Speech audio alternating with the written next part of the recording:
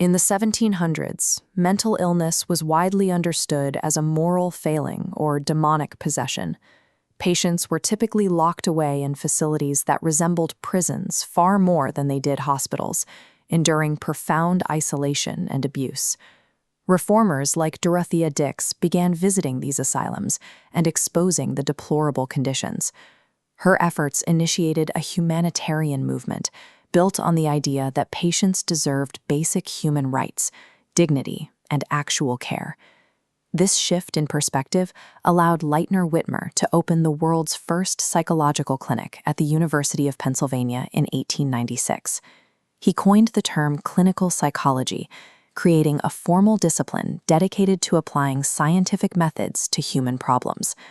Still, in those early days, the discipline was a small academic exercise. It focused primarily on assessing children with minor learning differences, operating entirely without a broad medical mandate to treat serious mental illness. Pacing quickens slightly. The First World War forced the discipline to scale up immediately. The military needed a way to evaluate the intellectual and psychological fitness of millions of recruits, leading to the creation of standardized exams like the Army Alpha and Beta tests. But it was the aftermath of the Second World War that pushed psychologists out of the testing room and into the clinic. Thousands of veterans returned home suffering from severe trauma, then labeled shell shock and now understood as post-traumatic stress disorder. Physicians and psychiatrists were completely overwhelmed by the volume of casualties.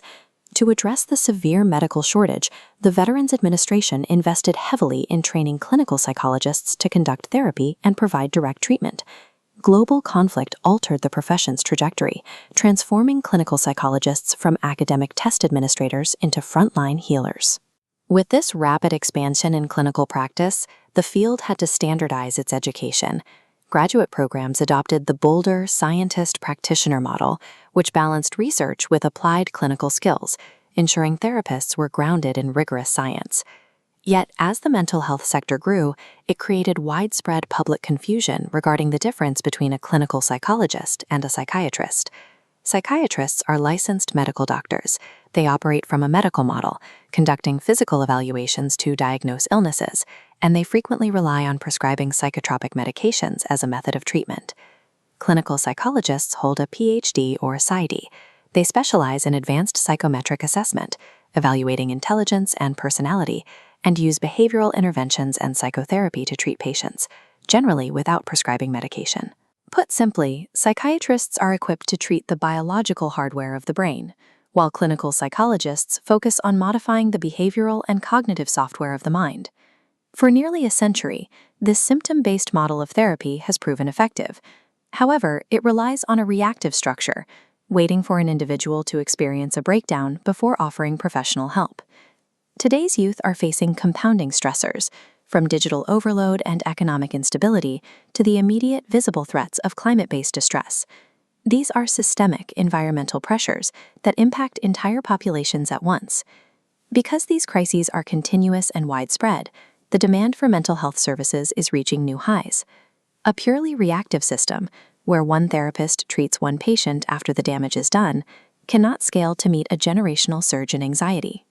To handle the modern era, clinical psychology is restructuring its entire philosophy to intercept illness at its source. This has led to a major trend for 2026, reallocating resources toward early childhood preventative care, specifically targeting the first 3 years of life. This shift focuses on building the psychological infrastructure a child needs to withstand later systemic stress. By screening for executive function differences early and minimizing adverse childhood experiences, psychologists help children develop the self-regulation and resilience necessary to process external chaos like climate anxiety without becoming overwhelmed. By embedding clinical psychologists directly into pediatricians' offices and preschools, the profession is shifting the timing of mental health care from adult crisis management to early developmental support. Clinical psychology began as a response to global trauma, stepping in to rebuild the minds of soldiers returning from war. Its future lies in proactive defense, armoring the minds of the next generation long before a crisis even begins.